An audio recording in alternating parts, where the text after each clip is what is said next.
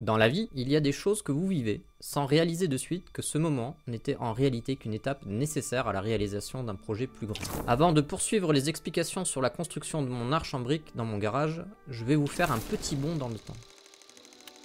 Nous sommes ici en avril 2019 avec Sarah, la gagnante d'un jeu concours que j'avais organisé avec ma communauté YouTube.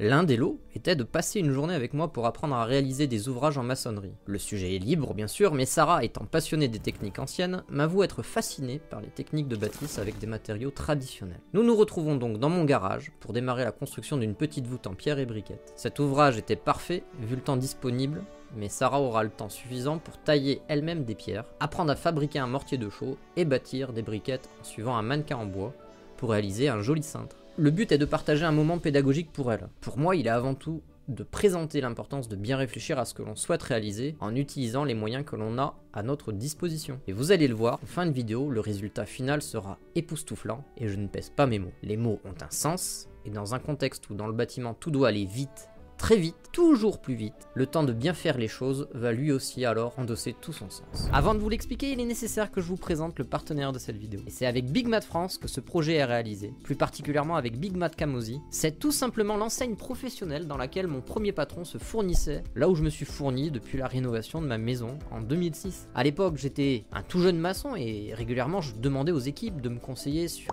les solutions et les techniques qui seraient les plus adaptées à mon budget. Les tutos YouTube n'existaient pas et je sais ce que c'est de ne pas savoir comment rénover une maison entière. Je le dis souvent, mais si vous êtes un particulier amateur de surcroît, je vous conseille vraiment de vous rapprocher de ces distributeurs de taille humaine qui vous serviront aussi bien qu'ils servent les professionnels. Ils m'ont accompagné du sol au plafond sur la rénovation de ma maison en ruine et 18 ans plus tard, je peux vous témoigner de mon expérience car comme tout novice, j'étais heureux que leurs équipes me rassurent au moment de choisir ou même prévoir une livraison de placo. Reprenons là où nous nous sommes arrêtés dernièrement. Après avoir posé le coffrage en bois que l'on appelle également un gabarit ou encore un mannequin, la première chose à faire est de le positionner dans son axe, mais également à l'horizontale et à la verticale. Pour résister au poids de la future arche, j'utilise des étais. Ce sont des barres présentées verticalement, réglables car on peut les visser et les dévisser. Pour résister au basculement du coffrage, j'utilise un étai différent que l'on appelle un tirant poussant. Il est ancré au sol et vissé sur le gabarit. Le bas de mon gabarit en bois est posé sur des coins. Cela permettra de décoffrer très facilement celui-ci une fois la bâtisse terminée.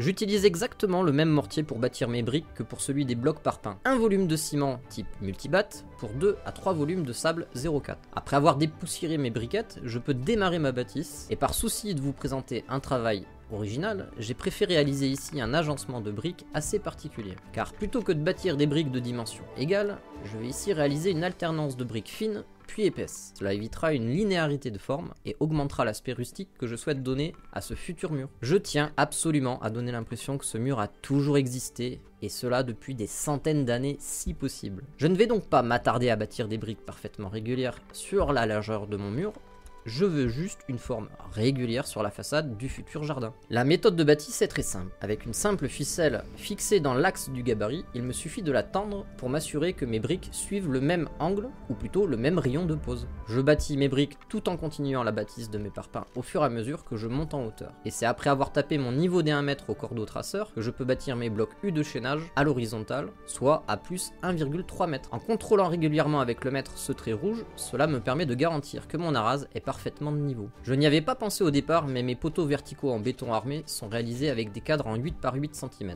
Et je me rends compte que c'est un peu juste pouvoir couler facilement mon béton. Donc j'ai dû partir en urgence à Big Mat pour me charger du gravillon fin, que l'on appelle du grain de riz. Il fait 4 à 6 mm de diamètre et il sera parfait pour obtenir un bon enrobage de béton bien fin, qui lui pourra facilement se couler dans les blocs poteaux sans être entravé par les barres en acier. Je fais un mélange très gras et très liquide, car le ciment est spécifiquement prévu pour rendre le mélange béton très fluide. Et d'ailleurs c'est son nom, le ciment fluide de chez Lafarge. Les dosages sont réalisés au seau, je mets l'équivalent de 2 seaux de gravillon pour un seau de sable 0,4 mm et un peu plus de 1 seau de ciment fluide. Après avoir ouvert le bas de mes poteaux pour les nettoyer, je verse un seau d'eau par poteau pour bien humidifier les blocs avant coulage du béton. Je coffre les pieds de poteau, puis je peux couler mon béton. Je coule d'abord les poteaux et je termine par les U. Une fois le béton bien vibré, je termine en donnant des coups de truelle sur le béton frais. Cela augmentera l'accroche, donc la reprise de ma bâtisse en parpaing.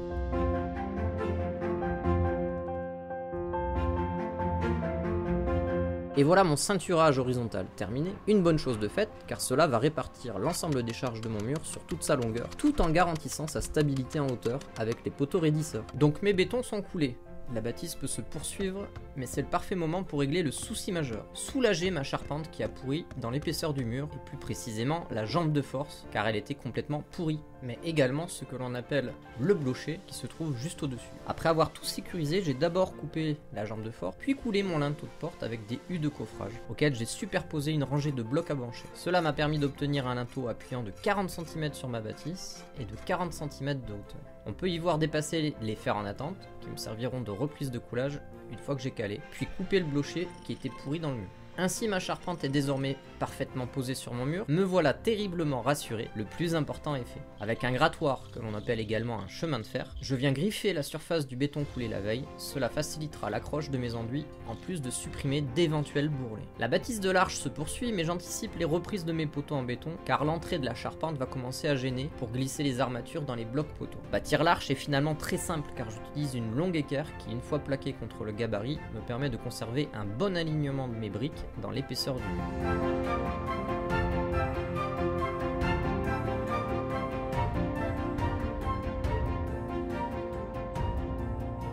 Le mortier étant bien pâteux, il ne coule pas et ne vient pas salir mes briques. Arrive la pose de ma pierre qui me sert de clé de voûte. Je n'ai quasiment pas eu besoin de la retailler car c'est celle que j'ai trouvée chez Alain. Elle correspond parfaitement à l'esthétisme que je souhaitais pour cette arche. Une fois en place, je n'ai plus qu'à poser mes dernières briques qui viendront bloquer l'ensemble. Car il est important de comprendre que cette arche travaille en compression, et si on enlève le gabarit après séchage du mortier, bien sûr, il n'y a aucun risque pour qu'elle s'effondre. Quoi de mieux pour illustrer mes propos que de vous montrer ce qu'il s'est passé avec Sarah il y a quelques années. On retourne sur la vidéo du départ. Donc après quelques heures de travail, Sarah arrivait finalement à poser sa clé de voûte. Je lui explique à ce moment-là que si j'enlève le coffrage, eh bien celle-ci ne peut s'effondrer. J'avais anticipé le décoffrage en posant le gabarit sur du sable, mais au moment d'enlever la cale, cela a donc définitivement compromis la stabilité de l'arche qui, il faut le reconnaître, était plutôt jolie. Elle alternait pierre puis briques régulières pour terminer par une clé de voûte en pierre. Et voilà, donc tout est par terre, mais c'est pas grave. Ce n'était qu'un exercice, l'essentiel étant d'avoir passé une superbe journée en compagnie de sa muse, Eric le Carreleur, que vous pouvez suivre également sur les réseaux, je vous mets le lien en description. Découvrons maintenant comment s'est passé le décoffrage de cette grande arche de 3 mètres.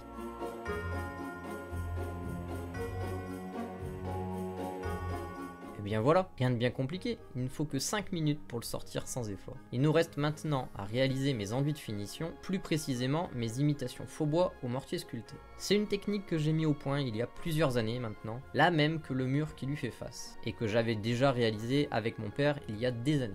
Le principe est toujours le même, il faut d'abord dessiner sur le mur, puis créer les faux bois, puis les fausses pierres. On ne le voit pas bien, mais j'ai créé le soubassement en fausse pierre ainsi qu'un corbeau et une petite pierre au-dessus de ma clé de voûte. Ça c'était juste pour le fun et pour me faire plaisir. Après séchage, on vient dresser au mortier bâtard une sous-couche qui créera de l'épaisseur au torchis. Ces espaces entre les bois, c'est ce qui donnera du volume et supprimera l'aspect trop parfait à l'ensemble, ce qui jurerait au regard. Vient ensuite le moment de teinter les faux bois avec un colorant. Tout se fait au pinceau, le but est de correspondre à l'ensemble existant. J'aurais parfaitement pu envisager de donner une autre couleur à mes bois grâce à ces techniques. Pour finir, pendant que Jackie jointe les pierres, je passe un bon coup de décapage à mes vraies briques et pierres pour préparer l'ultime étape, l'enduisage des torchiches aux chambres. Mais cela, vous l'avez compris, ce sera pour la prochaine vidéo, car il y a encore beaucoup de travail à réaliser, et notamment, il me reste à terminer l'étanchéité et la couverture du toit. L'eau s'infiltre et coule par endroits sur mon mur, ce qui rend impossible la finalisation de cette étape. J'espère que ce projet de vraie arche faux mur vous aura plu. J'ai fait en sorte que l'ensemble se confonde pour vous montrer que le faux est compatible avec le vrai, dont on prend soin de le faire correctement. Cette vidéo a été rendue possible grâce à Big Mat France et Big Mat Camodi, mes fournisseurs locaux de matériaux depuis des années. Je remercie donc Sandrine et Nicolas qui ont permis de réaliser ce projet, ainsi que les équipes de Martin qui ont eu gros à faire lors du montage. Pour ma part, je vous dis à bientôt, ou plutôt à des chats.